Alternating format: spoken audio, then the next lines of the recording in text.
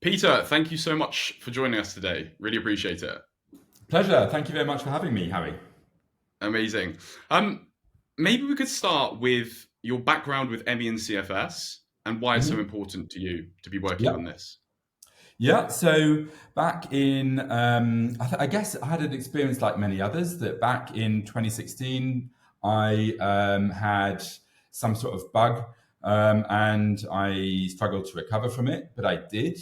And then I was doing an MBA at the time, so I went off and started studying.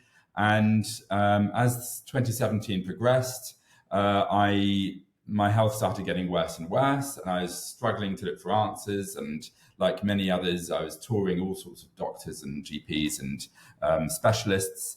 And eventually, somebody said the words chronic fatigue syndrome, and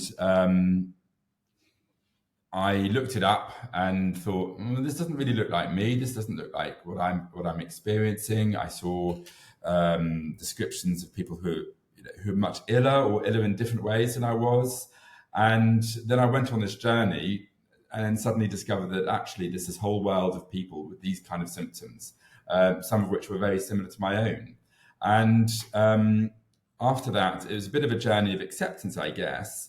Um, and then around the time that long COVID happened and long COVID started to emerge, I started hearing these stories about people who are having experiences which were very similar to my own. And I was like, right, oh. And then I connected the dots, I think, more solidly. And yeah, realized that this is the world that I was finding, I'd been in for a number of years. Then after that, I volunteered around the time of the release of the NICE guidelines. I thought this is a really big opportunity to talk more about this disease and have this covered more. And so I volunteered to help out with some of the coverage around the release of the new guidelines. And that was expected to be a very brief affair and then turned into quite a long and protracted process and, let's say, discussion, which people will know about. And after that, the role and the importance, I guess, of the ME charity sector became very clear to me, and a sense of how important it is that we do as much as we can to drive change in this sector, and the role of the charity sector in driving change for people with ME and also people with long COVID. So that's how I started thinking about this. And then because I am professionally a management consultant, I did what management consultants do and started opening up annual reports and trying to understand this, I guess, through the eyes of someone who does management consulting. So through a commercial lens and thinking about it and comparing it to, for example, what we see in commercial environments. So perhaps that's a bit of a long-winded introduction, but hopefully that makes a bit of sense. No, that makes a ton of sense. And yeah, thank you for sharing the background. I think the charity sector is a very interesting one, and especially around long COVID, MECFS, we hear so much campaigning, Mhm. and there is a real requirement to get further funding into the area to allow us to develop trials, to develop research, to try and develop treatments, and also to provide a degree of support for people, a degree of understanding. I think you mentioned there about not really knowing what was going on, not really having a community to kind of fall on into and help you to comprehend what was going on. But I think the funding aspect is something that is so vital and so integral to driving change. And we see this in a number of different sectors, whether it be cancer, cystic fibrosis. So my question to you would be, where does funding for research come from? Where does the majority of this come from? Yeah, thank you. Well, that's a very good question, and that's effectively what I started off with at the start of this journey. And the question was, who pays for medical research? And so, what I'm going to do, if you don't mind, what I'm going to do is share a screen. All right.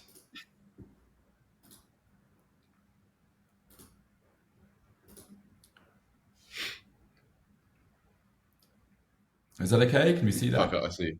Yeah, yeah, Brilliant. yeah. So, after the release of the NICE guidelines and around this time, we started this question on where does medical research money come from? And there was a lot of talk about the Medical Research Council in the UK, the government, and the public sector as being the big funders and the people who we needed to influence in order to get more medical research funding. And so we decided to take a look at that. And we did, and I should say it's not just me, I worked with another couple of people. So just a quick shout out to Simon and Anatole, who are very much involved in this as well. We took a few other diseases and we looked at the different sources of funding. And then we compared it to ME. So I'm going to start off. We said, what are diseases which might be comparable to ME? Now, there's nothing which is ever going to be similar. Nothing's ever going to be the same. But there are diseases which are also significantly impactful on human health, which exist in the Western world, and which are in desperate need for research. So we identified a few. So Parkinson's, multiple sclerosis, cystic fibrosis, and a few others. And then we went and looked at their research funding in a bit more detail. And what we found was quite interesting. So starting off here, this is Parkinson's disease. And just a quick caveat, if you're looking at this and thinking, this doesn't match the data, well, in order to establish this question, you've got to go through some of the data in quite a lot of detail. So there are adjustments here. I'm very happy if somebody wants to spend 3 hours going through all the detail of how we get these numbers. I'd love to do that. But I think it's really beyond the scope of today. So I'm just going to concentrate on the results, if you don't mind. So we looked at who funds Parkinson's disease research. And you've got the top three are effectively public funders. So we've got National Institute of Health Research, we've got the UKRI's Medical Research Council, we've got the Chief Scientist Office, which is a Scottish sponsor of scientific research.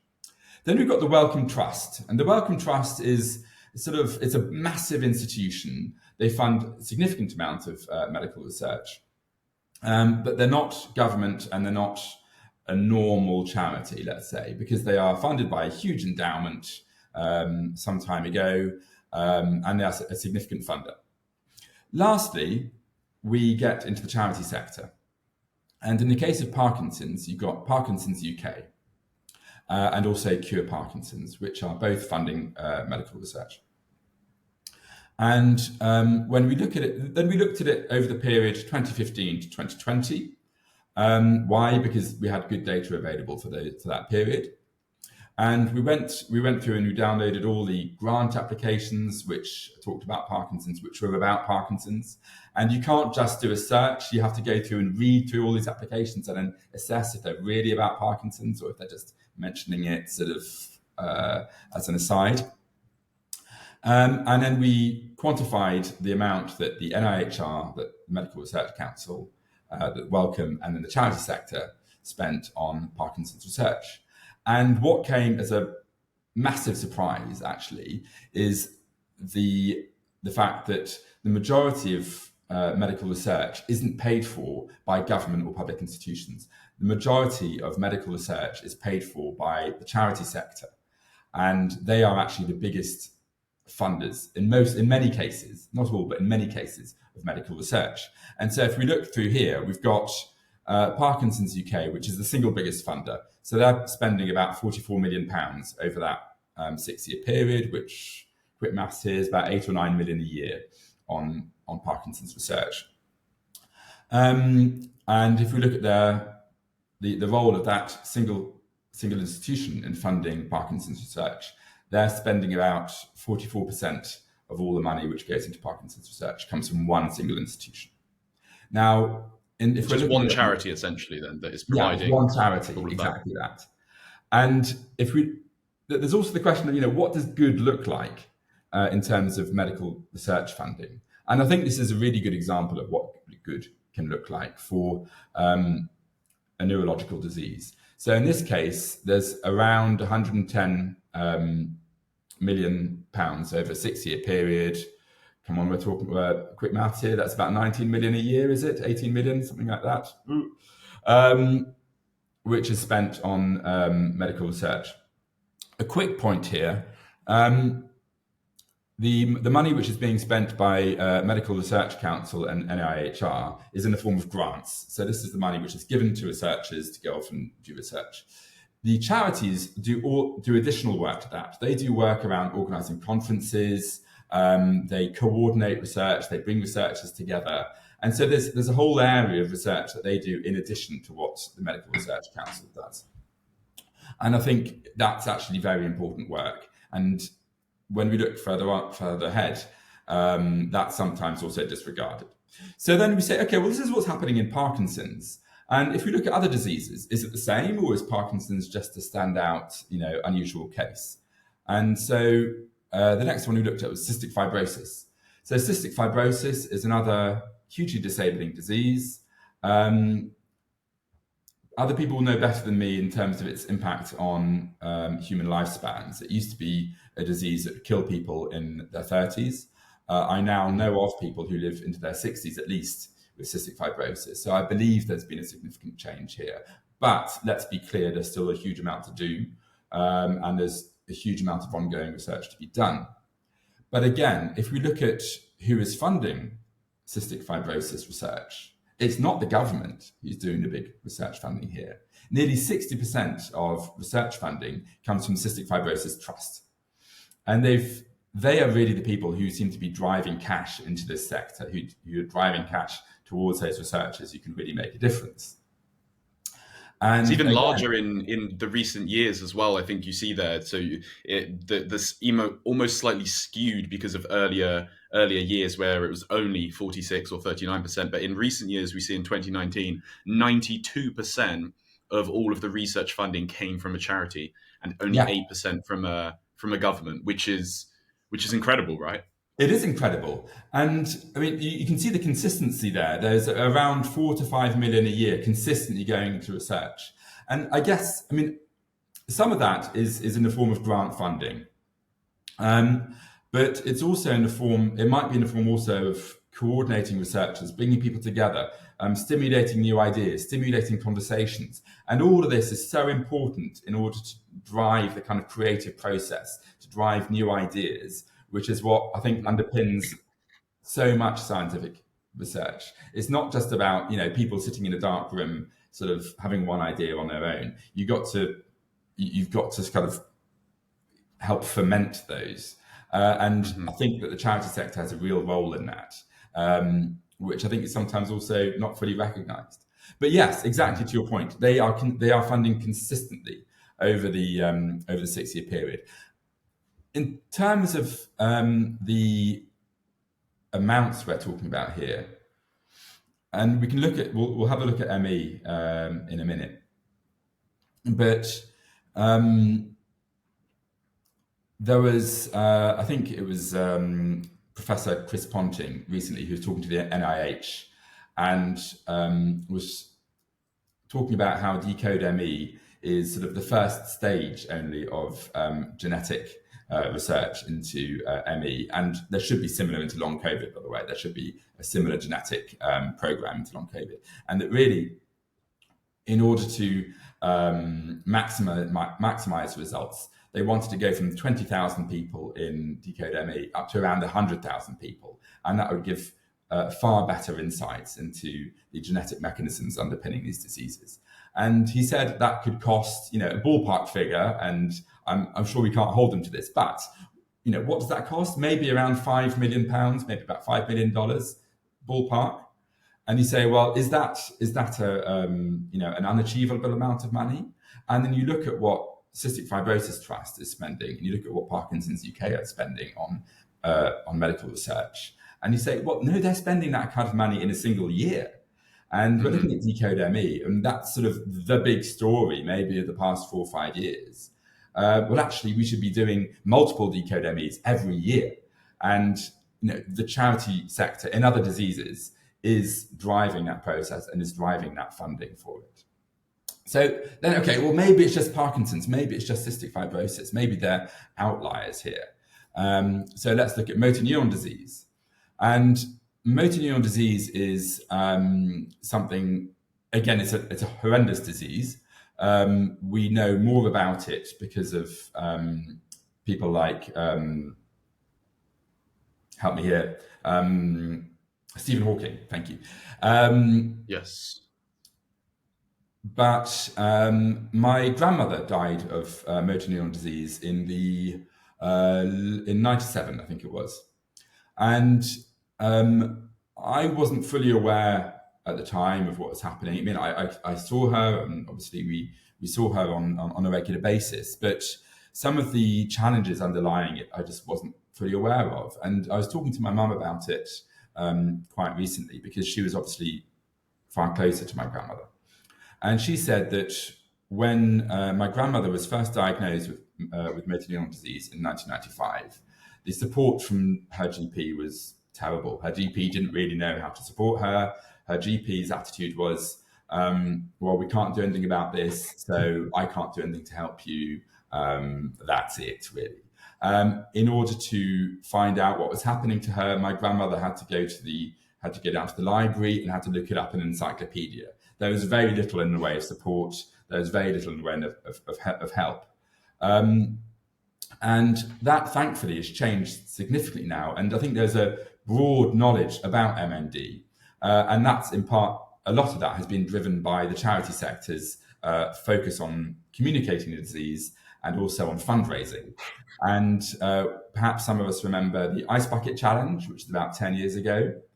And that was just one in many programs that they run in order to drive better understanding and then also fund more research into the disease. And when we look at that number there, that 10.5 million in 2015 that the MNDA funded, that's the result of the Ice Bucket Challenge. And you say, well, did that have an effect? And if people have followed motor neuron disease, they would know that I think it was maybe 2 years ago that the first therapies for motor neuron disease are starting to come online. Now they only are effective in I think something like 2% of people with motor neuron disease. So there's still a hell of a long way to go, but at least things are moving, you know? Mm-hmm. And I think as a society, we now have a better understanding or better knowledge of motor neuron disease than we certainly did in the late 90s when my grandmother died of it. So again, here what we see is that in this case, motor neuron disease research funding, 50% of it comes from the charity sector. Let's take another one, and let's look at multiple sclerosis. And multiple sclerosis, again, you can't create hierarchies of diseases. So you can't say, this disease is worse than that disease. But when people try and look at it and make a comparison, there's a thing called I think it's a disease-associated quality of life assessment. Yeah, burden. And multiple sclerosis often comes up as a comparable to ME. And bearing in mind that within that, there's a huge range of different experiences. So they're not the same, but it's a useful comparison to look at. And what we see again in MS is that more than 50% of disease research funding comes from the charity sector, specifically here the MS Society, which is a very significant charity in that sector and has driven each year multiple millions of pounds into MS research. Mm-hmm. Now, this was on the basis that all of that was based on of mine, Simon's, and Anatole's assessment of looking at the numbers. So we looked at the annual reports from the charities, and we looked at the data coming from the MRC, the data coming from National Institute of Health Research.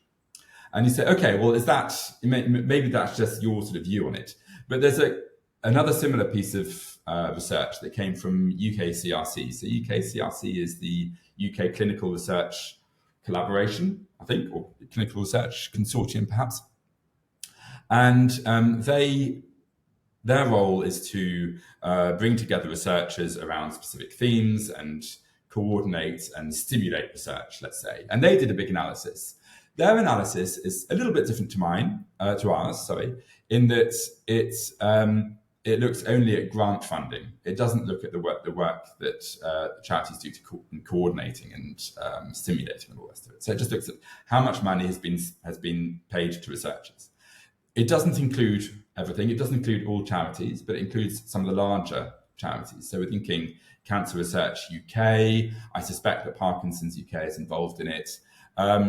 But it might not include the ME charities, and it might not include some of the other smaller ones. So it's not all-encompassing. But anyway, what they did was they looked at the grant funding that was paid to different areas of medical research, and they divided it between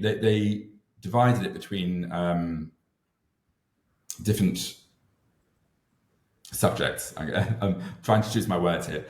So they looked at underpinning and etiology. Underpinning and etiology is what are the processes, what is the biology that is driving this disease? What are the factors that are behind these diseases? And that, of course, is a really big question at the moment for long COVID and ME. This is what we want to understand. What are the processes, what's the biology underlying these diseases? And when we look at who is funding, according to the UK CRC, who is funding that research, they come to the same conclusion. Around 50% of that research funding comes from the charity sector. And then when we look at other areas of research, some of those are more dominated by the public sector. So treatment evaluation. So let's say that somebody develops a new treatment protocol or whatever, then organisations like the National Institute of Health Research might do a review on that and might monitor how that actually impacts people in practice. Disease management and health services research. The government and public institutions are big funders of that. There's another thing I think that skews, that perhaps underrepresents the charities' contribution here as well, in that the public organisations will also look at just pure basic biology. So if we think about things like the Human Genome Project, which was a massive research project into basic human genetics, and I'm not going to pretend to fully understand it, but hopefully people will know about it. Well, that was funded by the big UK institutions, but it wasn't funding into any specific disease. It was funding into understanding the biology of humans. So again, that the role of charities in understanding the biology of specific diseases is perhaps underrepresented here, but still they come to the same conclusion that around half comes from the charity sector. So then the question is, well, let's think about ME. What's the performance in the ME sector like? And here's the same table, but looking at ME funding and ME research. And what we see again is the National Institute of Health Research, the Medical Research Council. This big number here in 2020, that's Decode ME, which is a brilliant project. The Chief Scientist Office in Scotland, I think, funded a PhD program. And then perhaps another notable difference between, for example, motor neuron disease and Parkinson's is that whereas motor neuron disease, there's one big institution. In ME, we've got 4 different groups who are regularly funding ME research. So we've got the ME Association, we've got Action for ME, we've got ME Research UK, and we've got Invest in ME Research. And that's in addition to the public funders. And when we look at the percentage firstly, when we look at the total number, we're just in a different ballpark. Remember in Parkinson's, there was around £110 million over the 6-year period. Here we're at less than £9 million. And then the funding is smaller and more broken up. So they're funding generally smaller projects. That's the charity sector anyway. And the availability, therefore, of funding for research is far more limited. And so there's a lot. The numbers are quite similar. yeah, the numbers are quite similar, aren't they? I remember when we talked about the comparisons between one might be inclined to say, well, the size of the illness is different, or the size of those affected is slightly different. But when we see, I'm sure later on with comparisons with Parkinson's and disease, certainly cystic fibrosis, for example, affects 100,000 people worldwide. And yet their levels of both charity and also governmental research is in a different ballpark. But I think that's also something to point out, that it's not, in fact, necessarily just because there's less people with ME/CFS. There's actually many more. And then if you include long COVID as well, that's a whole nother other ballpark of potential, for increased charity work. Yes, absolutely, absolutely. Anyway, I think the big message here, and let's just bring this section to a close. The big message here is that that perhaps the majority of disease research funding doesn't come from government, which I think is the myth that we sometimes spread, that we sometimes hold on to. The majority comes from the charity sector.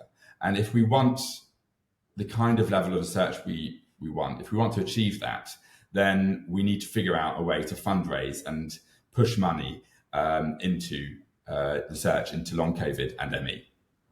And we need to figure out that mechanism. And up till 2020, we weren't there, sadly.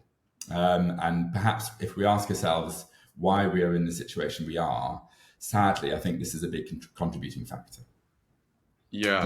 I think I would. So I would also point out, though, that they also in many ways go hand in hand, because when you have an established and reputable organization, so I know for cystic fibrosis, for example, when they built up that charity as this kind of larger organization, not only were they able to develop and extend their fundraising capacities, but they themselves as an organization were able to be much more powerful when lobbying within government.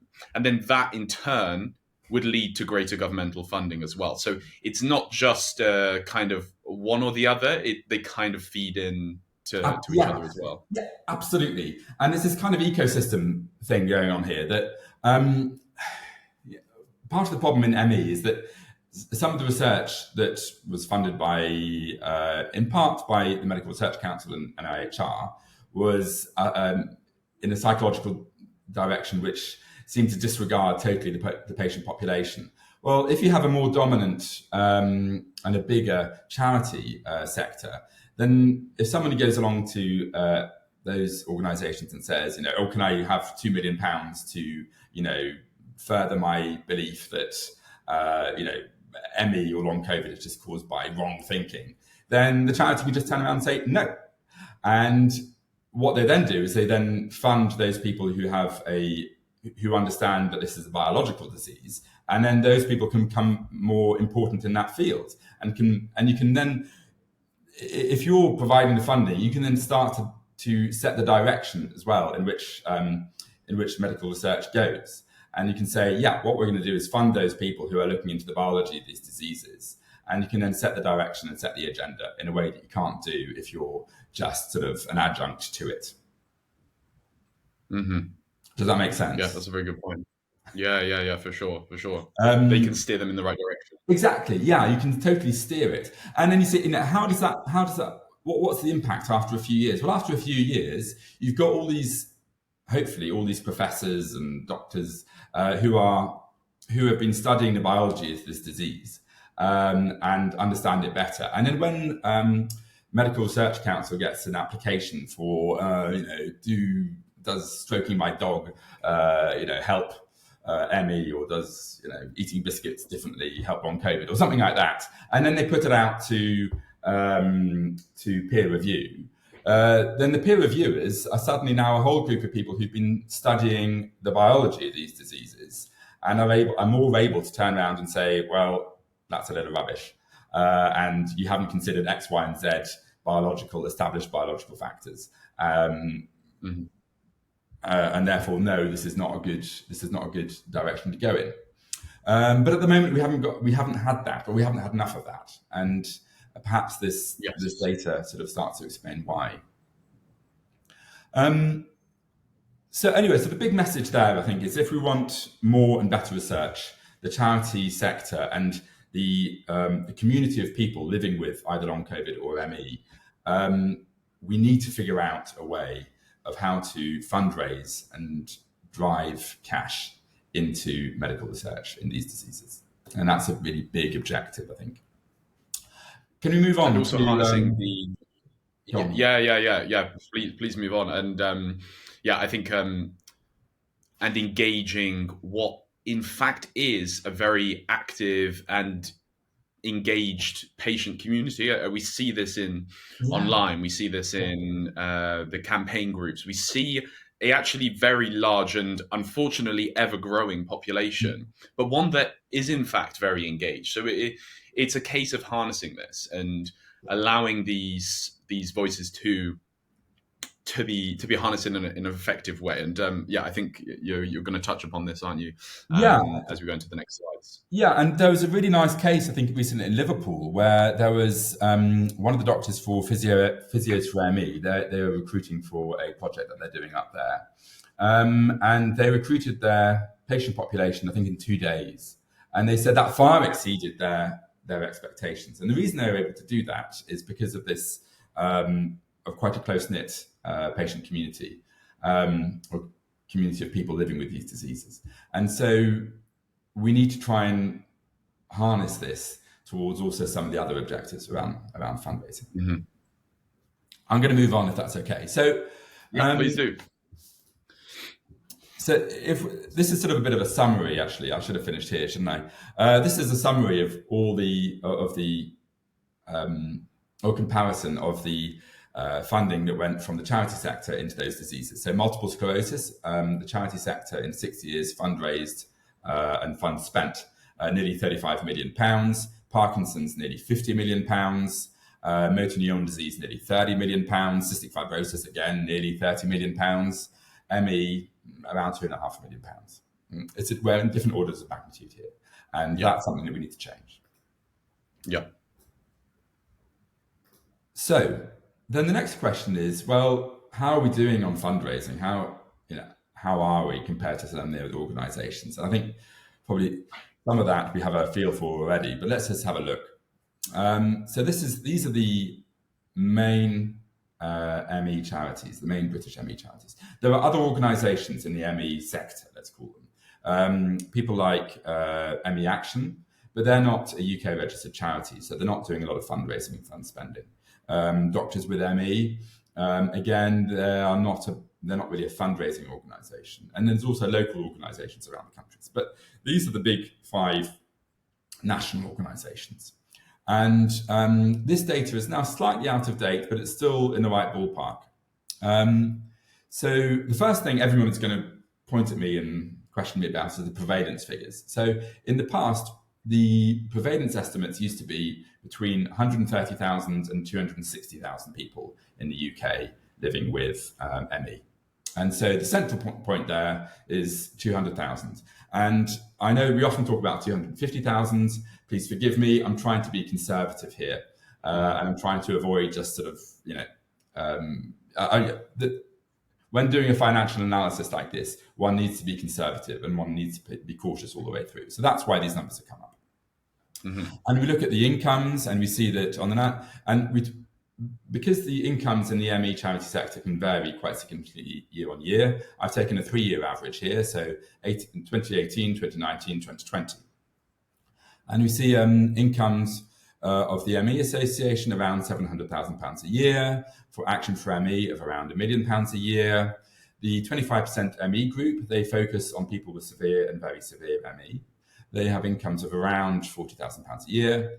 ME Research UK then was averaging about £740,000 a year, and Invest in ME Research around 100,000. And just to be clear, they've had since then they've had some very good years and also a couple of, I think, one less good year. So these numbers will vary, but this is the average from the 3-year period. In terms of where that money comes from, it comes from raised funds, so people donating money, people running marathons, grant funding. So the James Lind Alliance, I believe, some of them comes from there. other companies which are supporting, and then also legacy giving. And legacy giving is a huge source of fundraising for charities, and it touches on a bit of a difficult subject that I'll maybe come on to in a little bit, but it's something I think we need to think about a bit more, and it's challenging because we need to think about death, and that's not something we like to think about. But when we think about what has driven change and the finances that has driven change, some of that, certainly for comparable charities, has come from people who have given money in legacies. And that's incredibly generous, because those are people who are saying, well, I just hope that other people won't have to go through the shit that I've had to go through with my disease. And so after dying, they've given what they have left to help other people to try and avoid them having the same experience, which I think is hugely generous, and quite humbling, really, and something that we maybe need to think about a bit more as a community. It's also something that I think the charities have difficulty communicating. And so perhaps if the charities are able to make that message of, hey, think about us and your legacies, perhaps we as a community can do that, and can start having those conversations within ourselves. Anyway, then let's look at spending and where that money goes to. So some of it is spent on fundraising. And I think in the past, people used to sort of turn their nose up at fundraising spending. If you want to be a big and significant institution and have big impact in the charity sector, you've got to spend money on fundraising. It's like spending money on sales for a commercial company. It doesn't happen so much. You just don't raise so much if you don't spend on fundraising. So there is a big spend on fundraising in the ME sector. Well, we'll compare it to the other sectors in a second. Then it's spent on areas like support and care. So go on. Sorry, I was just coughing. Okay. So it's spent on areas like support and care. So how do we help people who are living with these diseases? Research, which we've already talked about, and then advocacy. Advocacy means different things to different people. For some people, advocacy is about casework. So you have a person going through a crisis and having a team of people who can go in and support them. And people know about some crises that are happening at the moment with people with long COVID and people with ME. But it's also about comms work and marketing work and getting out there and talking about these diseases to the big wide world. That's also part of advocacy.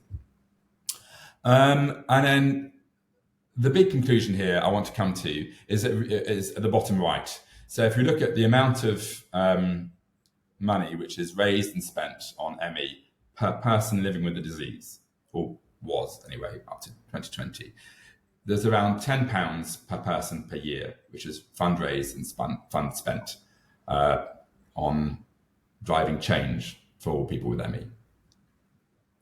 And then the question, of course, is, well, what's that like for other charities, for other sectors, for other diseases? And so here's the comparison. And again, we've taken sorry, sorry to derail you, Peter, but just as a quick point out, so this is the total amount spent on actions to do with ME, so fundraising support, divided by the UK prevalence, which is estimated here at 200,000. Yes. And this is obviously up to and including 2020. Yes. And we've obviously had 3 or 4 years since COVID now following that. Right. So if we consider the prevalence that will likely be, we hear these ballpark figures about long COVID being in the millions, and what subset of those will essentially become ME CFS as well. I think that just gives people a little bit of perspective as well to demonstrate the numbers and how this numbers could be stretched way further than that even now, when we look at 2 or 3 years on. So like you said, a very conservative estimate. Yeah, absolutely. In having this discussion, firstly, talking about prevalence, I don't want, some people have long COVID which doesn't feel like ME or doesn't match the ME symptoms. And I don't want to in any way dismiss that. So I've tried to avoid conflating ME and long COVID. And I think even if we say that in those cases where they do overlap, Sometimes the experiences might be slightly different because perhaps there'll be people with ME who've had it for sometimes 30 years, and maybe that's slightly different. That has differences with people who've had it for a shorter period. And then there are people with long COVID who don't have ME. So I want to respect that. And so I've, in this case, yeah, it's up to 2020. So this is excluding long COVID. And as you say, if you then go for a higher prevalence, 250,000, then that means even less money per person being fundraised and funds spent on people with ME. But I think it's a useful, it's a ballpark here. Let's not worry about the pennies. Yeah, we're talking around £10 per person being fundraised and funds spent per person with ME. And then let's go on and look at comparable diseases. And here we've looked at multiple sclerosis, Crohn's and colitis, so inflammatory bowel diseases, Parkinson's UK, Cystic Fibrosis Trust, sickle cell, and I think there's interesting things there, muscular dystrophy and motor neuron disease. And again, the first thing to think about is prevalence, how many people are living with these diseases. Because you say, who is it who donates to these organizations? Well, predominantly, it's people who are either directly affected or people who are close to people who are affected. So, it's less frequent than that members of the general public donate to these diseases. Now, sometimes they do, and the Ice Bucket Challenge is a really good example of that. But typically, it's people who are close to these diseases who drive fundraising. And so the prevalence of those diseases is important and significant. I think MS and Parkinson's are interesting because they have comparable prevalences. So we're talking about 100,000 people-ish with multiple sclerosis, around 135,000-ish living with Parkinson's. And when we look at their fundraising and fund spending per person per year, we are in a different order of magnitude. They are fundraising, fund spending around £300 per person living with the disease, which is a huge different order of magnitude here. And you say, well, that's already pretty amazing. Okay, well then let's look at cystic fibrosis and motor neuron disease. They are hugely successful fundraisers. They are fundraising, in the case of cystic fibrosis, nearly over £1,500 per person, and spending it on driving change in the disease. In motor neuron disease, they are fundraising and fund spending over £3,500 per person. That is a huge amount of money, and it's hugely successful. And I think when you compare that with ME, you see we're just in a different ballpark here. And frankly, we need to figure that one out. And then we need to figure out how we can match, how we can achieve similar to some of those really big, successful organizations operating in other disease sectors. And then let's look here at the numbers I've covered here. Research, we've talked about that already. Advocacy, how many? I think so many people with long COVID and ME are just crying out for advocates who, people who can go out there and talk about these diseases and talk about the impact and how do we drive change in how ME and long COVID are perceived in the world, and how does that work on a structural level? What's the infrastructure that's needed for that? And I think that thus far we've probably relied in ME on quite a very generous volunteer cohort sometimes. But I think perhaps we need to face up and think about that some of this stuff, it needs money thrown at it. We need professional capability and professional competence, some of which we'll come to in a minute. But I hope what this shows is just the big difference in fundraising performance between organisations like Parkinson's UK and the ME sector. Sorry, I've talked quite a lot there.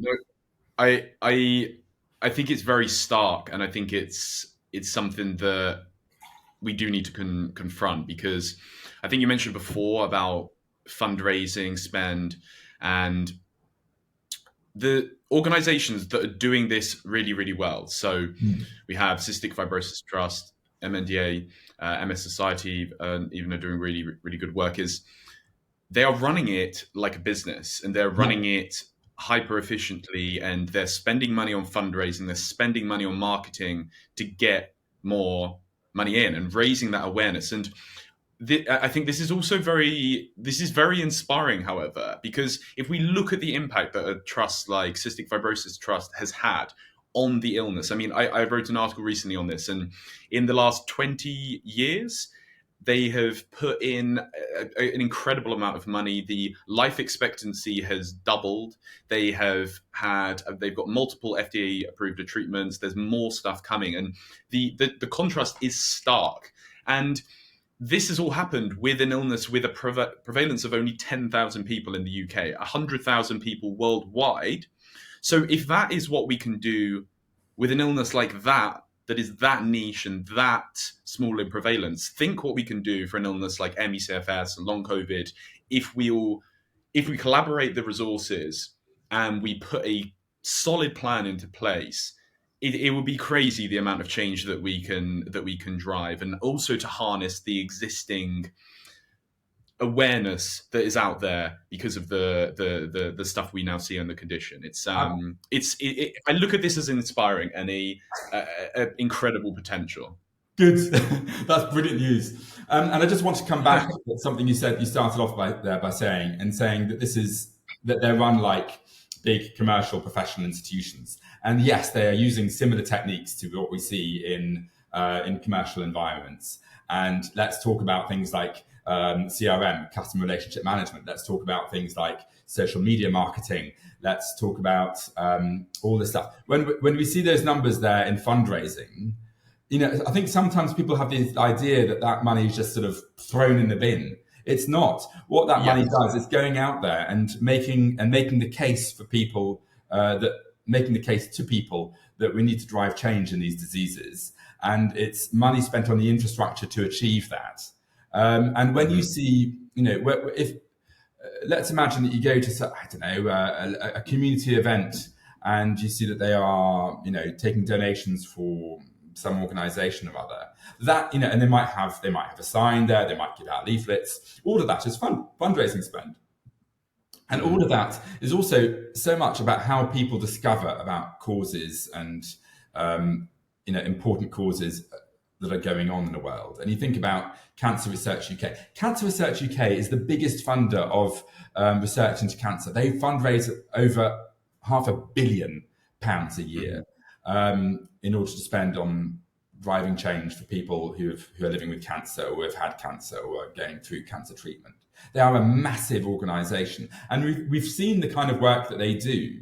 They have TV shows on national TV, Stand Up to Cancer with the Bake Off, but all of that costs money. It doesn't happen for free, and that's where fundraising money goes. It goes to drive that stuff. But the reason we know about the impact of cancer is because that fundraising money is spent. And I think this idea that we can drive change without spending money on fundraising, I think, sadly, is erroneous. And I think it's a bit of a trap that we need to try and avoid. And so much of what they're doing, it's professional marketing. They've got people coming in, working there, who have worked for the likes of Coca-Cola and, whoever else, what other big institutions you want to name. They're using those techniques to drive change in those causes. And why shouldn't they? Because, I find, when you're thinking about it, you think, well, what are the big, important things in the world? Is it the marketing and selling of handbags? And the answer, or is it cancer and Parkinson's? What actually matters? And you say, well, of course, handbags are totally insignificant. Our spending on handbags is in the billions, and we spend all this time and energy and money trying to figure out how to flog more handbags.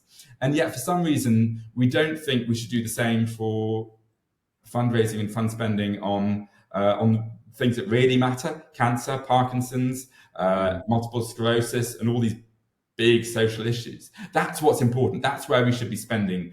That's where we should be utilising all of our capability, I think. And I think sometimes we want to do sort of too much on the cheap and sort of using volunteers and sort of doing what we can with tiny amounts. No, we want to take a big, bold approach to try and driving change in these diseases. And we want to regard it as as a professional activity. And these organizations, this might sound very strange to say, but they are selling a product in a way. Yes. Because what are they selling? They are selling change. They are saying if you give money to the Cystic Fibrosis Trust, we will drive change for people with cystic fibrosis. They are selling research, and they are selling support for people living with these diseases. They are selling hope. They are selling change. And yes, that's a product. And why shouldn't we market it in the same way as we market a can of Coke or a handbag? And it's because it's not. I think one of the misconceptions, a very common misconception, is that it's dead money. And I understand. I understand the feeling and the notion, because you want to be able to see of the amount of money that I donated, X% went directly to funding research. It went directly to improving people's lives, and this is a common issue we see in a lot of charities, whether it be helping people with no access to food. There is a push towards making sure that as much of it goes to actually on the causes as possible. But however, it can be short-sighted, especially in situations like with ME, because we don't have the awareness, we don't have that, we don't have the brand awareness yet. It is much like when you have a big corporation. You need to spend. Corporations don't spend money on advertising, sales, marketing for the sake of it because it's fun. They like pouring money down the drain. It's because their ROI is satisfied. They spend X amount and they receive X amount back. And that's the exact same approach that we need to take within the charity sector as well. Exactly. And I'll just see if the next slide perhaps speaks to that. Can I move forward? Mm-hmm. Okay, Yes, yeah. Here's a big comparison. And what I've done, I've gone back and looked at all the yearly income figures since 1995, which is a very long-term analysis. And normally in my work, I wouldn't go that far back, but I think it's interesting here. And so I've gone back to 1995. And what we see at the bar charts along the bottom is the total income of all the ME sector, or all the ME data that I can find.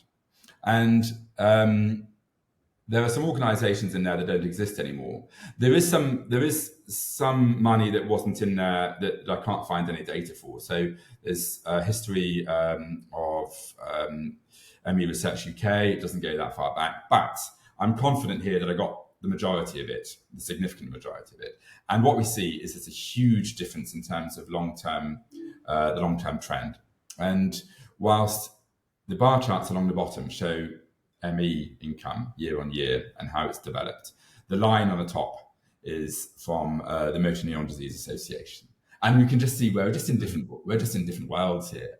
And added to that is the fact that the MND Association is one single organisation, so you're not necessarily repeating all the work and repeating the work that perhaps is duplicated within the ME sector. And that's a whole different story. And I thought I'm not going to touch on that today. And so I need to stop myself there. But let's look at the overall picture. Let's compare the ME sector to the motor neuron disease sector. And you can see we are just in a different world. And back in 1995, when my grandmother was diagnosed with motor neuron disease, the MNDA, Motor Neuron Disease Association, was fundraising around 4 times what the ME sector was fundraising. Now they are fundraising around 10 times what the ME sector is fundraising. So even if you're stripping out issues around inflation and all the rest of it, their multiples are growing, and that's in part because they've invested in good communication, good fundraising, and all the rest of it. And when I've talked to people about this in the past, everyone's always said, but the Ice Bucket Challenge, that's what drove the change. And this big blip that we see here in 2014, that was the Ice Bucket Challenge. That's what drove that colossal increase in a single year's income. But it didn't start there. It was improving all the time, continuously, since 1995, and it's been outperforming ME on a yearly basis since 1995. This is a very long-term trend. And even now that the Ice Bucket Challenge seems like history, they're still growing. And I'm sure that we talk about it now, and perhaps people go, oh yeah, vaguely remember that. But they are still doing other activities, and people will be aware of the work they do with some rugby players and some of the big high-profile fundraising activities they've done there, and they've been colossally successful. And the result of that is they've been able to fundraise and then spend millions of pounds on motor neuron disease research, and that's been hugely impactful. Mm-hmm. So I think that the message here, I think, is that there can be change, but it requires focus, and it requires, a good strategy to drive that change. And we probably need to leverage high quality, advanced professional skills in order to drive it. Yeah. And I think it's also worth, again, to reiterate this, when you're comparing these two diseases, it's not simply as a result of the fact that MND have a lot more people affected. It's in fact the complete opposite the case. I think it's something like 10 orders of magnitude. It's 10 times less people have MND, yet the fundraising is 10 times the amount. So there's 40 times huge less. Yeah, 40 times less. Okay. So ME in 2020 or up to 2020. So excluding non-COVID, this is longer term ME. Yeah. Okay. Very stark. And it's very stark. And the comment sometimes is, well, these are very different diseases. And yes, in part that's true. It's interesting when you engage with the disease communities, and they have, and it's really interesting listening to people with Parkinson's and the trustees of Parkinson's UK who are talking about what they're trying to do and the challenges they face, because actually there's so many overlapping challenges. And in motor neuron disease, I've heard people say that actually the experience of Stephen Hawking undermined their position because it gave the impression that people could live for a very long time with the disease, whereas actually an awful lot of people die within, I apologize if I got this number wrong, but 2 or 3 years after contracting motor neuron disease. So, but they face challenges in communicating that because of Stephen Hawking's longevity. And that's something that you don't often realize until you sort of look under the hood and engage and try and engage with the challenges that they face. Similarly, when I've been trying to learn about Parkinson's and Parkinson's UK, they talk about the stigmatization of Parkinson's and the misconceptions of Parkinson's. And, when I talk about it in the AME world, people say, oh yeah, but everybody knows about Parkinson's. Yet when you talk to people from who live with it, they say there's huge misconceptions. People think it's just a tremor, and it's so much more than just a tremor. And in fact, if you look at the materials about what Parkinson's UK is trying to do, they are trying to change people's understanding of the disease to communicate that it's so much more than just a tremor. They also experience stigmatization inside the disease communities. So there's some very sad stories about how people who are newly diagnosed find it difficult sometimes to engage with people who've had it for a longer amount of time, because they see what the prognosis is and they see how this is going to develop, and that can be very challenging. And so there's sometimes challenges within the communities as well. So there's, please don't sort of sit there and say, well, of course Parkinson's has it better, because everybody knows about Parkinson's. No, there's huge misconceptions about these diseases as well. They're also fighting to challenge misconceptions and stigmas and all the rest of it. And there is so much that we can learn from them. I totally agree. And I think also one that we discussed as well a little while back was Mind. So around charity around mental health. And we obviously are one of the biggest, pieces that people are made aware of and will mention when it comes to ME/CFS, long COVID is it even a thing? Does it even exist despite the research, etc.? And that is obviously a major blocker and a major difficulty when trying to raise awareness, trying to get the charities moving. But someone like an organization like Mind, which is incredibly mainstream now and it's incredibly well known, incredibly well accepted, raised tons of funds, involved in tons of different events. Let's not forget that a few years ago, that was completely, I would argue, more stigmatized. Definitely a severe stigmatization, and very much dismissed as not a real thing at all. Yet those hurdles were able to be overcome. So I think whilst there is some very real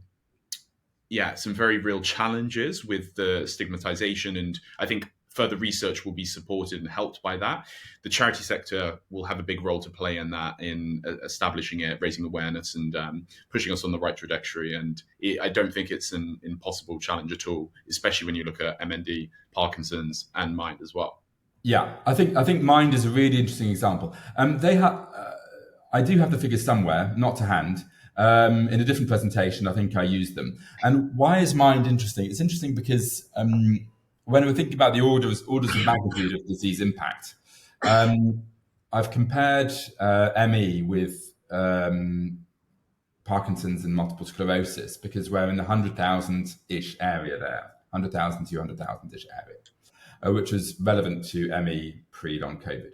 But when you look at long COVID, when we're talking about 1 million plus minus, you'll know the numbers better than I do, but that order of magnitude. At that stage, we get into comparables with things like the British Heart Foundation, Alzheimer's UK, Mind, and when you look at their finances, again, quoting from memory, please apologise if I get this wrong, but we're looking at 100 million a year in income. Yeah. And you think about, we're talking about 2 million a year in income. They are 2 orders of magnitude larger than ME. Alzheimer's, you have Alzheimer's Research UK, and I think Alzheimer's UK. One is more support focused, one's more research focused. But yeah, vast organisations, big organisations, and fundraising significant amounts of money to drive change in those diseases. And it's challenging, and yet they are managing it. And there's so much that can be learned from that. And I think Mind is a really interesting one, because they had to overcome the stigma of mental health diseases and mental disease. And yeah, they've done it really well. And what can we learn from that in long COVID and ME? Yeah, sure. Cool. I thoroughly agree. Sorry, go ahead, because I think you've got a few slides for us in terms of the differences and how we can learn. Yeah. So this is all part of an even bigger project, actually. All this information, and this it kind of goes on. So I'm trying to sort of condense this down into a smaller number of messages without just overwhelming everybody. I touched earlier about legacy giving and the importance of legacy giving, and I wanted to look at the year-on-year performance of the two of the larger ME charities. I haven't got in here ME Research UK, but if we look at Action for ME and ME Association income over since 1994 in this case, and what we see is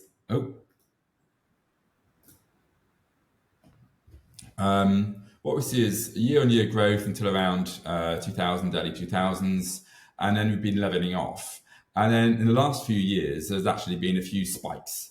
And in some of these have been hugely significant spikes. Let's look at this one here, which was nearly doubled their income in a single year. If we look here at the ME Association, and we have these big spikes, and what's driving that? What is driving that is people who have incredibly generously included the ME charities in their wills, and I wanted to highlight it as the impact that legacy giving can have, and I hope that we can, as a community, start to think about how we can support people, including the charities in their wills. And Parkinson's UK does it very well. Parkinson's UK were very upfront about it. When I joined up to Parkinson's UK, they sent me a pack about the impact that it would have and how to do it. And I think they're a really good example of talking about legacy fundraising very well. I think that in the ME sector, we find it's very difficult because it involves talking about death, and that touches on some tricky issues there. But if we want to have the scale of impact, then I think somehow we need to overcome that, and we need to. I can speak from personal experience here, perhaps best. Because of going through all this data and seeing the impact that legacy giving has, I redid my will a couple of years ago, and like many people who've experienced these diseases, perhaps I have fewer assets than somebody without these diseases, but I still have, for example, my pension pot. So in my case, if I die, and if I die before my partner, then my assets go to my partner. But if I die at the same time or after my partner, then a proportion of my funds goes to an ME charity. And I hope that perhaps we can start that conversation and start thinking about how can we support people to think about that as they're building up their wills. And I know it's difficult. And for me personally, it was sort of, it brings up a whole lot of emotions, and you have to think about really what's important to you and what you want. But all I can say is that having done it, having come out the other side, I am so happy I've done that, and it's been very valuable for me. So I'll just leave that there, put it out there, park it. Let's move forward, shall we? Yes. Cool. So let's not talk about that. So, how do people fundraise? How do these other organisations fundraise? And I want to share one very basic model. This is not my imagination. This is coming from professional fundraisers. And just to sort of share this, fundraising it's a profession. It's not like, making biscuits for the village fete that you get a whole lot of amateurs to do it. It's a real skill, and it's a profession in its own right. And those people have a really strong capability. And they spend a lot of time strategizing how to raise those funds to drive that change that they're working towards. And so this model came from a professional fundraiser who is a friend of mine and who helped me out here. And one of the misconceptions, I think, is that fundraising should only come from people living with the disease. So, and people always say, well, people with the disease don't have any money, and that's why they can't give. Yeah, okay, fine. But around people with the disease are the general population. And every person living with either long COVID or living with ME will have people around them, people who are close to them, who, okay, they might not fully understand this disease, but they have a better understanding of its impact. And yes, there will be all number of exceptions to that. I accept it. But those people are better able to understand these diseases than a member of the general public who's never seen it. And so if we're thinking about who we're going to try and target as a group, and we should think about it in those terms. We should think about it as we would with the commercial organizations about targeting. So who are we going to target? Well, the first choice should potentially be people who are close to people with the disease. And in fact, when you look at who the big volunteers are in the ME charity sector, so many of them are people who are close to people with ME. They are engaged because they've seen what ME has done to somebody who's close to them, be it a parent, be it a child, be it a sister, or be it a partner, or even sometimes just a friend. And this is how they know about it, and this is why they volunteer and why they get very involved. But actually, we can do better than that, because if we first engage that group, and I don't think we're yet very good at doing that, but first we engage that group, and then we think about, they have sort of, hopefully, relatively normal lives, or at least a normal range of lives. And those people will then be involved in other community groups. So firstly, faith groups, they might be going to church, they might be going to synagogue, temple, mosque, etc.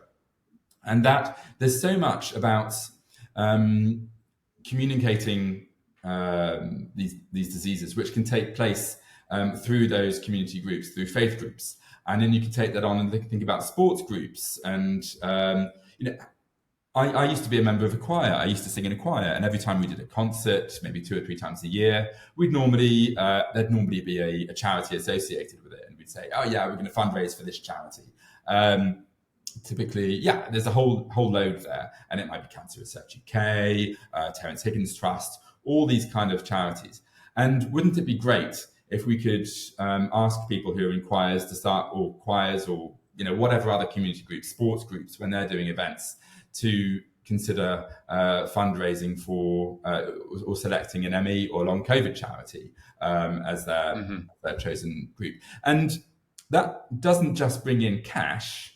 It also is an opportunity for people to talk about how these diseases affect them and how these diseases affect their loved ones. So you might very well see somebody coming up and talking at the start and saying, yeah, today we are collecting money for, an ME charity. Why? Because my sister, brother, son, partner is affected by this disease. This is how it impacts them. This is what it does to them. This is why we really need fundraising. Please give generously. Boom. And then for a whole lot of people out there in the outside world, this might be how they discover about these diseases. This might be how they learn about this disease. And it ceases to be something just abstract that happens to other people, because suddenly it's now something that's happening to their friend, to their, to members of their community. And they somehow have a better connection to these diseases. And we think about, faith groups, community sports, cultural organizations, offices and companies. A lot of companies have company charities that they support. A very good example, my sister works for a leading communications company. They are one of the 4 leading British, she's quite senior there. They do communications for FTSE 100 companies, big communications company. And I reached out to my sister and I said, "Oh, do you sponsor a charity in the company?" She said, "Yes, yeah, it's I can't remember the name." I said, "Oh, would you consider supporting an ME charity?" And she said, "Yes, absolutely." And so I proposed it, and indeed I communicated with the person who coordinated that, and this other person said, "Oh yeah, I know all about this disease. It affects my friend as well, and yes, I think that'd be great. It would be great to sponsor one of these charities." Now, somewhat frustratingly, that didn't work out. Not because the company wasn't up for it, but because it was the donation was refused. That's another story. But the principle here, there are a lot of opportunities for fundraising and communicating the disease that we can tap into, and we just need to think about how we facilitate those and how we engage those people. Yeah, I think it's almost like an exponential effect, isn't it? Because you always know somebody who knows somebody, and it through that you develop that awareness, you develop that understanding. But I think something that we'll go on to now is this integral part of giving these people who are willing to get involved, giving them direction and giving them a clear instruction of how they can get involved and how they can get involved in a efficient way, and provide them with resources and knowledge to be able to do that. So maybe you could go into a little bit on that, because I think that's a really, really key point, and we can compare how different charities do this differently with different diseases. Yeah, thank you. Quick point, just before we get there. People often say to me, "Well, I have no money, but my family has no money." And I just wanted to have a quick snapshot of some market research here. This is the Community Charities Aid Foundation. They do research into how much people give and how many people give, and they do it on a monthly basis. Ballpark figures, around 30% of the British public donate to charity. So a quick point here, we're not aiming for 100% success rate. We're aiming that if we talk to 100 people, maybe 30, maybe 20 of those people might be able to give and might be able to support. So the fact that perhaps you as an individual or family member as individuals are not able to support is okay, but we still need to have this big message such that 20% of the people we speak to hopefully will be willing to support. So this is not an unusual strategy, dementia research. This is Dementia UK.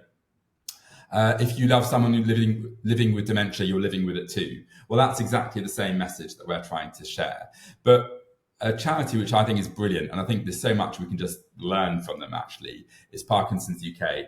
And I just think, as I've been researching this work, there's so much that actually just look at some of these other organisations and they're doing it really, really well. Parkinson's UK, I think, is a really good example of that. I'm just going to start with our logo because I think it's brilliant. In management consulting, we talk about having company objectives, about having mission statements. And what is Parkinson's UK's mission? Well, it's changing attitudes, finding a cure.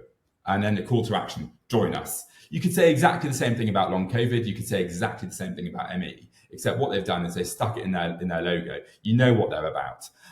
This video is a beautiful thing, and I want to share it. I'm going to have to do the thing of changing screens, so give me a second.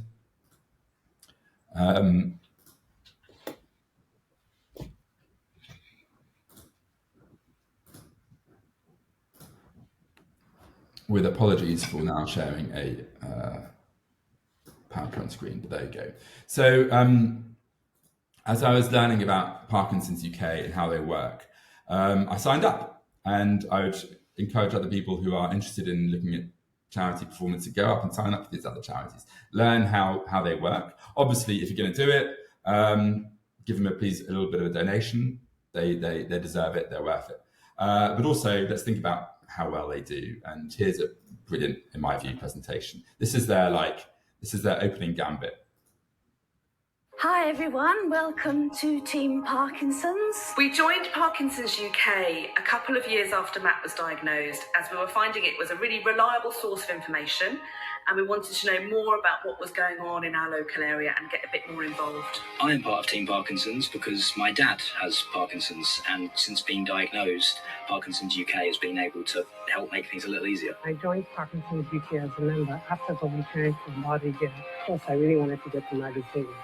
Don't forget, you can get involved with as much or as little as you want to, with campaigning, with research, with fundraising, or just finding out about information that's relevant to you. Since joining, I have come in contact with so many wonderful individuals. I'm just so pleased I joined. I'm sure you'll get a lot of benefits from it. So join Team Parkinson's today. It's quick and easy to join. The more of us there are, the stronger we'll be.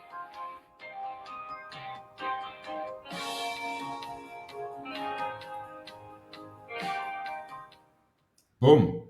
And that's their opening gambit. And you see, what's their strategy? Their strategy is to bring together this big community of people who are affected by Parkinson's, and then leverage that community to get out there, to drive fundraising, to drive support, to provide, to drive communication about the disease. And they work really hard to help people to do that. So I'm going to come back now to what they sent me. So after I signed up, let's go back to, here we go. So after I got my welcome pack, and so much of it I think is relevant to us. Firstly, let's talk about a little bit about the customer. Shall I talk about customer journey first? A little brief. We can go a brief overview of what it means when you sign up, as opposed to we can compare it and see what we can learn from that, I think. So this comes back to, this is the welcome pack that I got. Again, really good, brilliant branding. Like they had a big challenging time, let's say. I think in the late 2000s and around 2010, where they decided to change their branding strategy. And they used to be called the Parkinson's Disease Society. They had quite a, let's say, a safe logo, safe communications.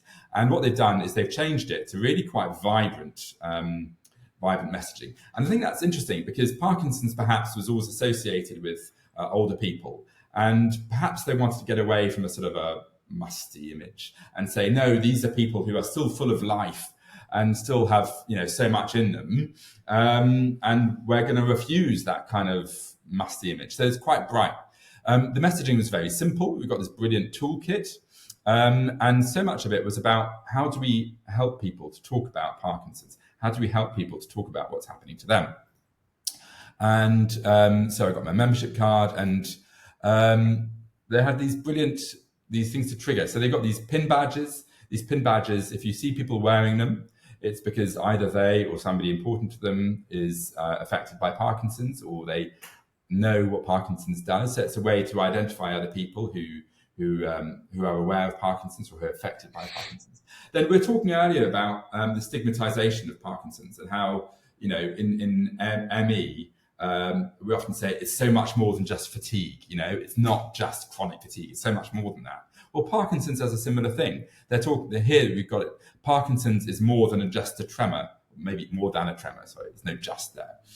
And then they're triggering people. They're saying to people, how can we get people to talk about this? And they've given this really nice little card, which is how will you make a difference? And why shouldn't we say the same thing to ME? And they've encouraged people to create pledges about how they're going to make a difference, and talk about, I will wear my pin badge as much as possible to communicate to other people that Parkinson's affects me. I will invite my family and friends to join Team Parkinson's. Brilliant. They can learn about it directly. I'll help others understand more about Parkinson's, share my pledges online.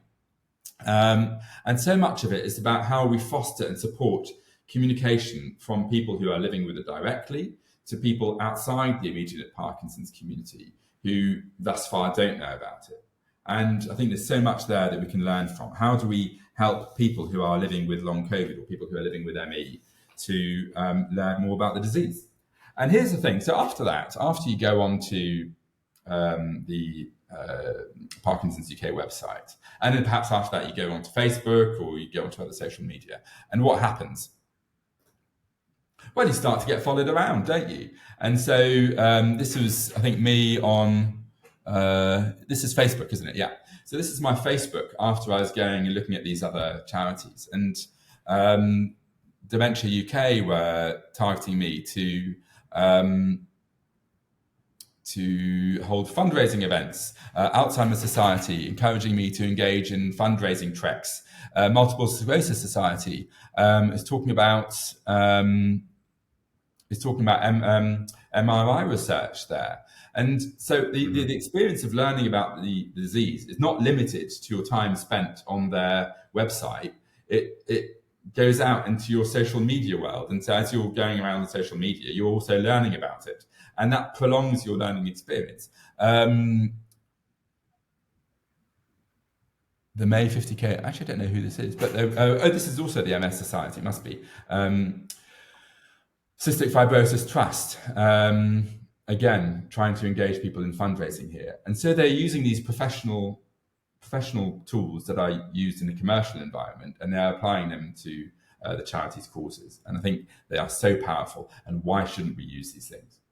Now, some of these things are, this is quite far down the line. This is sort of advanced marketing. So I'm not saying that tomorrow we can, just wake up and have all this stuff.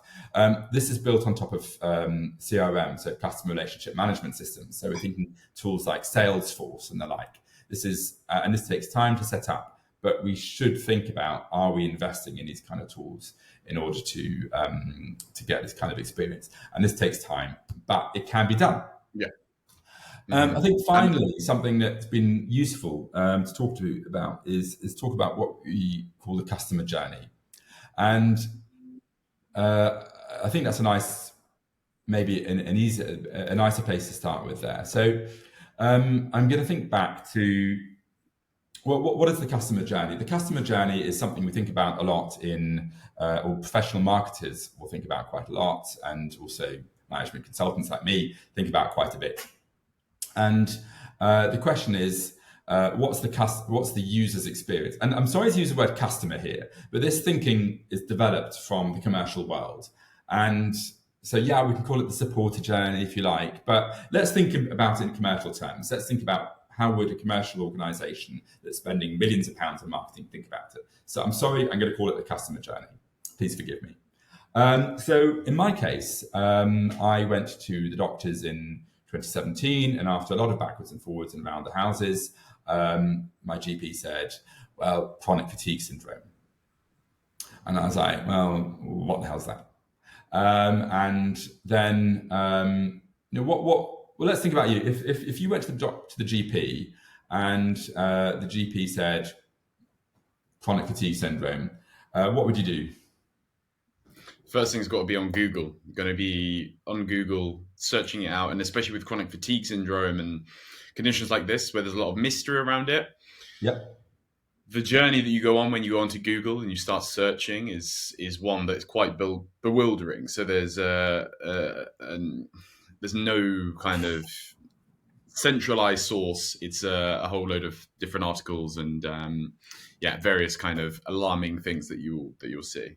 Exactly. And so in my case, I did exactly that. I went to Google and you Google chronic fatigue syndrome, and this is what you get. This is what you get in the UK. And you get John Hopkins medicine. What are the 7 symptoms of chronic fatigue syndrome? We've got Mayo Clinic. We've got the NHS. Okay. We've got CDC, Centers for Disease Control. That's an American organization. We've got Wikipedia. We've got Medline Plus. We've got Healthline. All these organizations. But where are the ME charities? Surely what we want is, if we are to improve the messaging, and if we are to control the messaging, we want to be there. We want to be number 1 or number 2 on Google. And this is what we call search engine optimization. And what we want to do is ensure that when people are first experiencing this disease, we are right there on their experience journey. We are right there on their journey to understanding what's going on with them. And we are sitting alongside them. And to do that, we need to be findable. Now, this is complicated by the fact that we often use the term ME, and there's a lot of reasons for that. There's a lot of very good reasons for that. The origins of chronic fatigue syndrome name are not great, but I think we also perhaps need to face up to the fact that so many of the people who get this diagnosis will not be told they have myalgic encephalomyelitis. They'll be told they have chronic fatigue syndrome, and that's the journey that they're going to go on. If they're lucky, they might be told they get ME/CFS. Okay, but what do you remember? You remember the words that you know, and it's difficult to remember the term myalgic encephalomyelitis. Doesn't really roll off the tongue. So I think a lot of people are likely to go here, and so we maybe need to face up to this challenge of how do we make ourselves visible to people who get the diagnosis of chronic fatigue syndrome. Now let's just compare that with Parkinson's. So let's imagine if you've been diagnosed with Parkinson's, what do? You go to Google. Let's imagine if your friend has just been diagnosed with Parkinson's, you go to Google, you Google it. Obviously I've done this beforehand, but you get the Mayo Clinic. Okay, here at least we've got Parkinson's UK in the top few.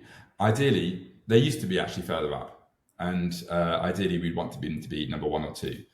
Okay, so we then click on the site. Site's very, very simple, very straightforward. Information support, get involved, research. These are the big key themes of what Parkinson's UK does. There's a big fat donate button up there. That's important. We need to recognise that money is important in these diseases. We need to fundraise. We need to not be shy about that. So if you're newly diagnosed, hey, there's a button right here for you. 2 clicks and you are newly diagnosed with Parkinson's. 2 clicks and you are, what is Parkinson's? 2 clicks and you're at support, symptoms, etc. You can get information rapidly. It's quite nicely laid out. I'm then going to go through the, let's see if we can find the get involved. This is so important. This is so important for both those who have been diagnosed, but also in terms of, like we said before, creating this kind of centralized foundation, this go-to network where people can find not only support and not be traipsing through the internet looking for things, but also for people who are related to people and want to find out more. And then rather than looking through and seeing Wikipedia and Mayo Clinic, etc., people who know people who are suffering with the illness will come onto these sorts of pages, and the chances of them getting involved, the chances of them donating as well, is massively increased. And that really allows us to kind of build momentum and establish this organization that we want. And let's think about it. Exactly. When I was first diagnosed, the number one result here was the Bath Clinic. Now that will have meaning to a lot of people with ME. They'll know what that means. And it was talking about graded exercise therapy, and blah blah blah blah blah. Whole lot of stuff, which is really not the right message, and was really undermining, actually. Yeah, imagine if results 1, 2, and 3 were Action for ME Association, and imagine if it had really good, quick information for friends and family about what the disease is. You can suddenly control the narrative. You can control what people's first understanding of the disease is. You can control what they know. And I mean, in terms of people's willingness to engage, it's a lot easier to engage people and to communicate to people at that early moment. Over time, it becomes a lot more difficult because people have already made their mind up. But in those first, minutes, first seconds of when people first find out about the disease, that's when they are totally open, and you can share your message about what's important to the disease and what either they or their friend or their loved one or their family member is experiencing. And that first message will often dominate their ongoing understanding of what the disease is. It's a lot easier to get that message right at the beginning than it is to then go and try and change people's understanding further down the line. Because people are a lot more close to it and people have already made their mind up. So we need to be there. And that's called search engine optimization. And yes, it costs a bit of money. And yes, it's a professional skill. And yes, it's something that we need to think about and we need to do. So that's Parkinson's UK. Okay, I'm just going to take away my screen sharing now. I think the first one and the big message is we need to get serious about fundraising. And you need to get serious about fundraising and fund spending on research. If we want research, we've got to fundraise for at least half of it, if not more than half of it. And that's going to be the big source. And then there's so much secondary benefits that come out of that, which can then feed into an ecosystem about research. But the charity sector and us as a community of people affected by these diseases need to be really driving money into that. That's the first big message. Secondly, we need to think about these organizations as big professional organizations. We need to sort of move away, I think, from trying to do so much on a voluntary basis and sort of making the best of very little, and think about growth and think about using professional skills and professional capabilities in order to drive change. And then lastly, it's perhaps a smaller message about legacies, and are we and can we have a difficult discussion about legacy giving in order to think about how we can drive more money into the sector. And what I don't want to do is just sit here and point fingers at charities and go like, you do this, you do that. It's about us as a community supporting those charities. And on the one hand, I think that I'd like to see better and more materials and better fundraising coming from the charities. But on the other hand, we as a community also need to figure out how we can get more money into those charities, into those organizations, how we can support those charities and engage with those charities and what we want from those charities. It's up to us as a community to try and drive that and not just to sort of point the finger elsewhere and be like, over them. No, it's about all of us. And one of the challenges for talking about these things is, here we are talking about CRM and search engine optimization and all the rest of it. Those skills don't necessarily exist in some of the charities and some of the trustee teams. So, there's a skills shortage there as well. And so we want to think about how can we bring those skills into the charities. And I know that some of the charities have a lot of difficulty recruiting trustees. And, we'd like to see, perhaps we need to think about how we can engage trustees who've had experience in some of these other charities. And, wouldn't it be great to have people who've had experience of Parkinson's UK or Cystic Fibrosis Trust, and can we get them and engage them into the ME charity community? And that also involves perhaps confronting some of the views that we've had in the past, where we've said, no, we need people who are 100%, from the ME world. If we only engage people from the ME world, then we're going to restrict so much knowledge and so much capacity, and we're going to find it really difficult to bring that into this. And that's something we need to start to face up to some of those challenges. Yes, absolutely. And I talk about the trustees there, and yes, we need to have the role of trustees is one of oversight and strategy setting and governance. It's not normally about doing. You want people with professional skills to do the doing, and you want people who also have those professional skills to do the oversight. And that's important to have that balance there. And I don't want to go off on one about governance. I think it's a very important thing, but perhaps it's a bit boring for people who aren't passionate about such things.